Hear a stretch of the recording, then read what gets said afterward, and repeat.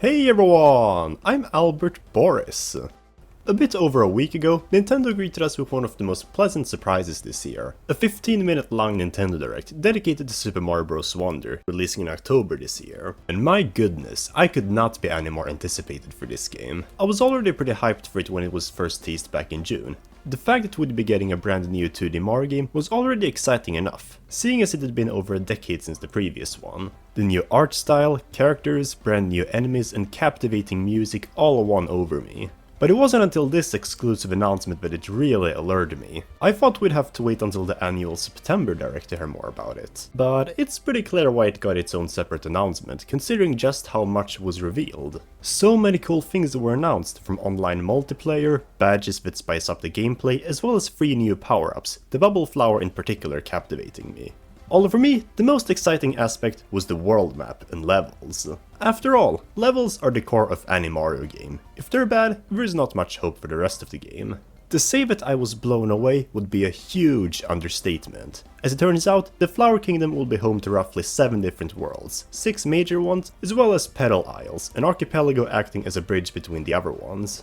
And these worlds, they're huge. Even the first one is looking to have over 20 levels. Reportedly, the developers behind this game didn't actually have a deadline on when they'd need to finish it. So who knows what wacky ideas Nintendo has in store for us. And that made me wonder, what levels could we see in Super Mario Bros. Wonder? I mean, okay, it's pretty much impossible to be accurate on something like this. This isn't like the Mario Kart 8 Deluxe Booster Course Pass. But knowing how unique this game is looking to be, I couldn't help but come up with all sorts of levels in this style, so I thought, why not discuss them further in a prediction video? To make the video more interesting, I also asked you guys what your level ideas are. It didn't matter how chaotic or realistic it was, since there's no way we'd be 100% accurate anyways, why not have fun with it and explore the potential? And that's what this video will be about, discussing my initial thoughts on the game's 7 worlds, as well as come up with all sorts of playable levels for them. Bonus points if we can come up with a wonder effect for them as well. So, with all that being said, let's just get right into it. The first world of Super Mario Bros. Wonder is Pipe Rock Plateau, and if I'm being honest, this is looking to be the best first world in any Mario game. When the teaser for this game first came out, I thought World 1 would just consist of this small strip of land, and this over here was World 2. Oh, if only I knew. As far as things go, World 1 is surprisingly enough looking to be the biggest one. You've got this grassy hill to start off with, but then you visit this massive plateau consisting of yellow meadows, an autumn forest, a pipe-shaped mountain, and even a damp jungle. And a castle, of course. It's probably gonna be very generic. Every corner has been used, and it's looking amazing. Sadly, there's not really much to speculate on when it comes to this world. We already saw an overview map of it, displaying how many levels we'd be getting, and we've also seen gameplay for pretty much all of them, which leaves little space for personal predictions. However, hope is not all lost. From the information we do have so far, we know which levels belong to these circles, and since I believe the castle will be the basic one we saw in the trailer, that leaves 2 additional slots, both of which are on the Pipe Mountain section. Fittingly, I only had 2 level ideas for this world anyways, both of which would sit nicely here. The first of which was, ironically enough, also the first of many suggestions I got, Clover Heights. It could be an athletic level taking place in the skis above a 4-clover forest where you jump across treetops. Some of these clover platforms would rise or sink when you stand on them, and a wonder effect would basically be that they'd all move up and down in quick succession. I think it could be a unique take on a treetop level. The level at the top, meanwhile, I reserved for an idea I've had for a very long time. Because this world is themed around the pipes, the peak of Pipe Rock Plateau should be a pipe-themed level, specifically a sky-themed one. We are at the peak after all. It would basically be a city where pipes are used for all sorts of things. Platforms, walls, warps, everything. We already saw how pipes can be affected by the Wonder Flower, now imagine a whole level of them. This is Green Pipe City. Hey, that's also the name of my Discord server. But yeah, those are 2 levels I would love to see in Super Mario Bros. Wonder's first world. It's safe to say that no matter what though, Pipe Rock Plateau is looking to be an amazing world from what we've seen so far. Maybe even one of the best ones. Moving on to World 2. The second world in this game is going to be Fluff-Puff Peaks. For the first time in ages, World 2 is not a desert location. Instead, it's a frozen wonderland, hiding beneath a tree of candy floss and bakery products. Yeah, Nintendo certainly went all out on the theming, and I applaud them for that. Needless to say though, it's probably one of my lesser anticipated worlds in the game. I've never really been into snowy levels, and besides the chocolate factory and the one where your perspective changes, none of the revealed winter levels really interest me. It can be breathtaking, but it's just not my thing. The treetop levels definitely speak to me a bit more with the incredibly soothing pink wallpapers, although personally, I've never really liked candy as much as everyone else. In too large quantities, it looks revolting. At least the bubble flower, which I think will be introduced here, is looking to be one of the most promising power-ups. That said, there is still a lot of potential for levels. Of course, as a Mario Kart fan, I can't look at this world and not think of Sky High Sundae. Whether it's a good track or not is a question for another day, but I can't deny that it would make for a pretty neat 2D level, jumping around in an ice cream village up in the sky. A Wonder Flower could weaken the gravity, allowing you to jump higher, just like how the actual course is in constant anti-gravity. I think it could be a neat reference of a level. However, the snowy section of this world is where Nintendo really needs to step up their game. One of the main reasons I'm not really excited for the winter levels in this game boils down to the fact that it doesn't really look particularly innovative compared to the rest of the game. From what we've seen, it mostly just reminds me of a typical frozen wasteland. One of them has a village in the distance, which is cute, but otherwise, this reminds me too much of New Super Mario Bros. This is why I propose a snow level taking place on a mountain. It can be day, it can be night, I don't really care, but it's at a higher altitude and you're jumping over ravines and perhaps going through caves. There could be snowstorms that push back the player every few seconds, and while we're at it, why not make the bubbles freeze due to the temperature, allowing you to use them as platforms? This is a snowy level I could get behind, and to make it crazier, the wonder effect could be that an avalanche suddenly rushes towards you and you have to outrun it. Just please add something like this, Nintendo, because these snowy levels are not impressing me so far. Another idea which I think could spice up World 2 is a laboratory kind of level. I briefly mentioned the chocolate factory, which is probably my most hyped level this world, but why not take that industrial theme further while we're at it? In this hypothetical lab level, you'd navigate through all sorts of gadgets, test tubes, microscopes, boiling potions, whatever. The Wonder Flower would cause you to grow and shrink in size uncontrollably, allowing you to go through certain passages. Hey, you know what? This would make for a really cool boss level. Let's make Lunatic Lab the castle of this world. But yeah, that's all I had to say about World 2. Not the most exciting world for me, but it will probably be a fun time, regardless of whether these ideas come or not. I can't say the same about Petal Isles. Yeah, before we move on to World 3, let's talk about the Petal Isles first. This one is pretty distinct from the other 6 worlds in the game in that it doesn't actually have a designated number. Instead, the other 6 worlds circle around this one, and so it will probably act as a bridge between these different locations. Because of this difference, I feel like it could kinda serve as a special world, similarly to Star Road in Mario World, and thus be home to some of the more out-of-the-blue levels, like perhaps a pinball machine. Why not? Things aren't really looking bright though, because the 3 levels that have been revealed are a regular beach, underwater and cave level. I honestly can't believe I'm more excited for the first world. But that won't stop me from coming up with wacky ideas. I'm not here to be super accurate anyways. I'm still gonna try to come up with water-based levels, although I'm not gonna be very strict. Perhaps my most mundane idea is a deep trench underwater level, where sunlight barely passes through and you have to avoid a moray eel trying to snag you. Being a new Mario game though, obviously Super Mario Bros. Wonder needs a super difficult final challenge like the perfect run. And since I predict Petal Isles to be the special world, I'm gonna include it here too. I'm gonna name it Oleander Trial, after the most dangerous flower in the world. In regards to the island theme though, why not make a level based off of Yoshi's Island? I mean sure, it's not a stereotypically beach themed game, but like Petal Islands, Yoshi's Island, it would still be an island level, and a pretty cool callback.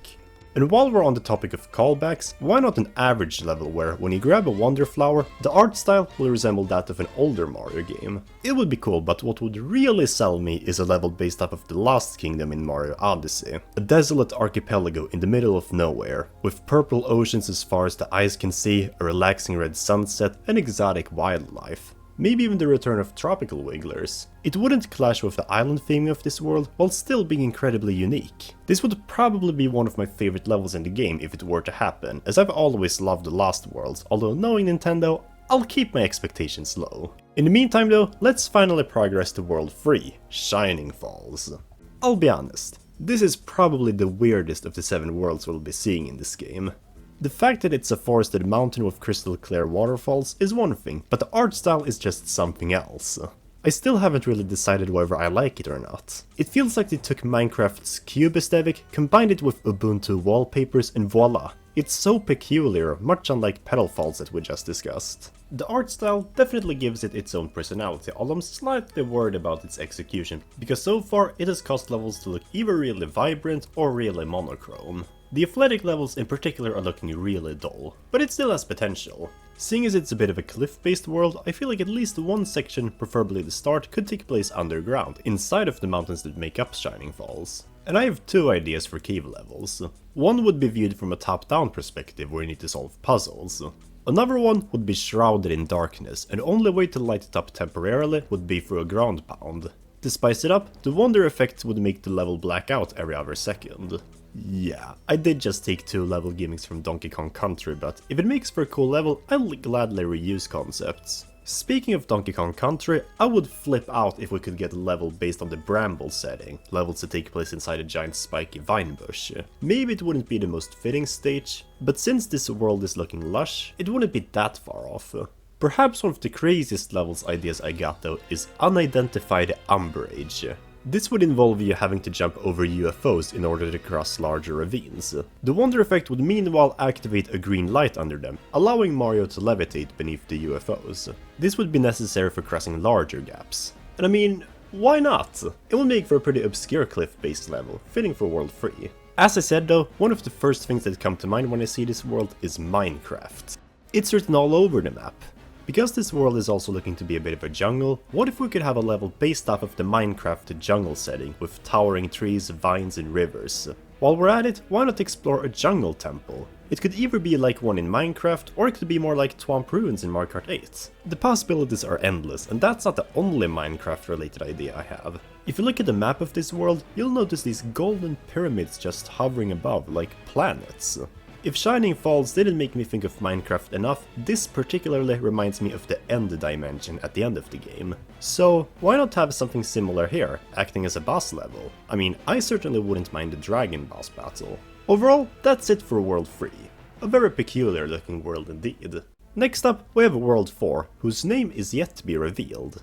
Yeah, only the first 3 worlds have been revealed by name, so until further disclosure, I'll just refer to World 4 as Sandy Bay Forts. Speaking for myself only, this is the world I'm most anticipated to play. Yeah, a desert one. Not enough that it's also a combined sky and fortress world with stunning night skis, but the fact that the desert itself for once isn't just riddled with pyramids is such a breath of fresh air. That's already a bravo. But what especially speaks to me is the fact that they appear to have gone for a more Arabic-style desert, judging by this building. The reason I love this so much is because my favorite video game of all time, a point-and-click adventure, has you navigating in an almost identical setting, also with its own stunning nightlife.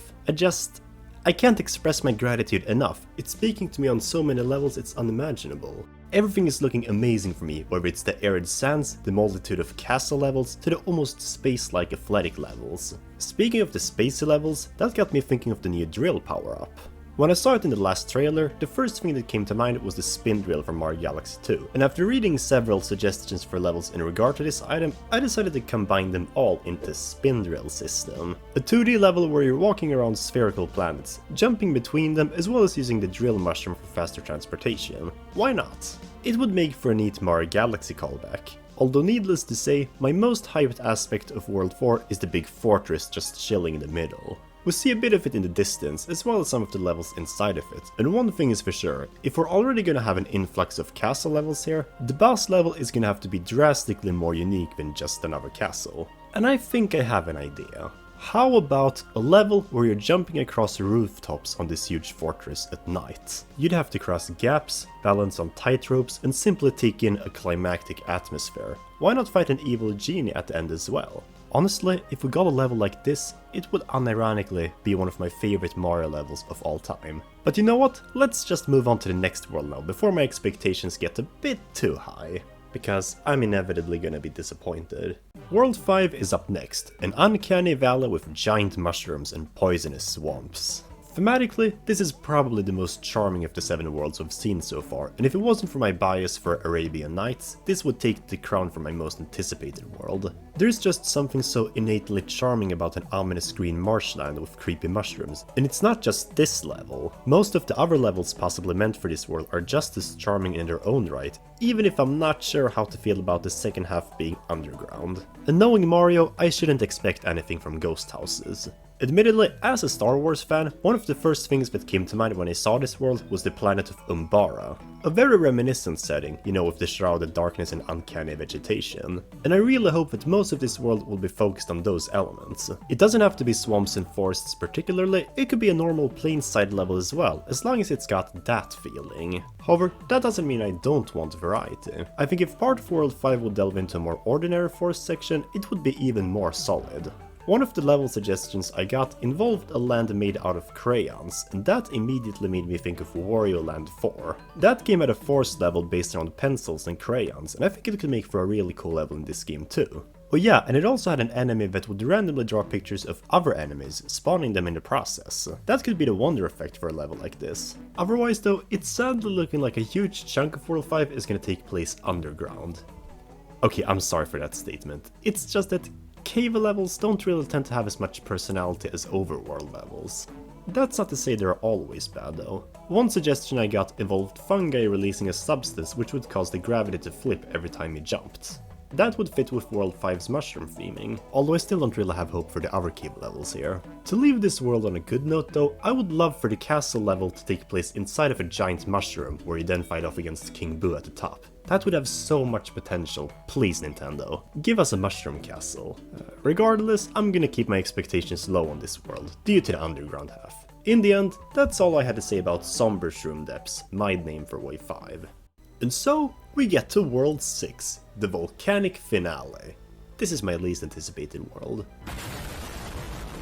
Yeah, no offense, but this is honestly a bit disappointing. How many times has the final world been a lava land? Too many times, that's for sure. Like, it's not that it's unfitting, it's just that it's so overused for that purpose. Oh, here's a bunch of insta-kill lava. Dangerous, right? Yeah, but nowadays I'd rather have an amusement park or a temple.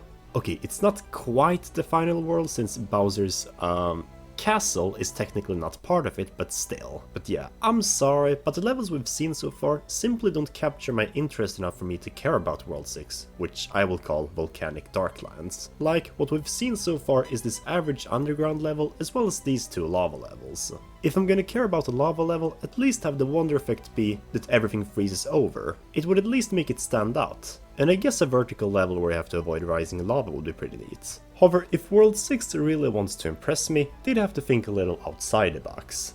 Beyond the average volcano levels. Looking at the map, it appears like most stages are gonna be set underground, but there is a tiny bit of overworld here, and this is probably not gonna happen, but what if there could be a red desert level? Something like Western United States or the Australian outback. The red desert would undoubtedly feel more dangerous than the shining sands of World 4, and it would still kinda tie into World 6's warmer climate. Plus, lava can be red, so that's another similarity.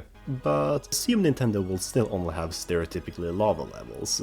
There's still ways to make it stand out. Imagine a burnt down forest kind of stage where you navigate through fallen trees and avoid random bursts of flames. It would be a unique concept, while also possibly tying into the game's story in the context of it being an unfortunate spot Bowser tested his new powers on. Because something tells me that this version of Bowser is more evil than usually. Okay, maybe that's a bit too dark, even for Bowser, but hey, it doesn't hurt to speculate. And speaking of which though, Bowser. To be honest, Bowser is looking to be the most comical aspect of the game, at least for me personally. Unlike any other Mario game where Bowser resides in a castle, this time he is the castle. Or well, technically an airship, since it's flying around. I guess that makes it an airship fortress. Wait, does that mean that there will be levels taking place inside of Bowser? Yeah, there probably will be. I believe, or rather hope, that this will be one giant level, taking everything you've learned so far for a final showdown. Sure, on one hand, it would be cool if a level dedicated to perhaps each section of this giant ship.